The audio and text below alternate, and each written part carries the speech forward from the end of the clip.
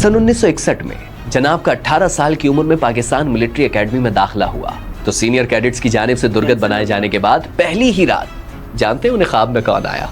वही बंगाली महबूबा। जबकि second lieutenant बनने के बाद उन्होंने 36 लाइट एंटी एयरक्राफ्ट का इंतखाब भी इसीलिए किया ताकि उन्हें कराची जाना पड़े और वो अपनी महबूबा से मिल सके, मगर वो हाथ से निकल चुकी। खैर, हाथ से तो उनकी फौज की नौकरी भी निकल जाती उनके लाओ भालीपन की वजह से। यूं समझ लें कि 1965 में भारत ने हमला करके परवेज मुशर्रफ का कोर्ट मार्शल बचा लिया।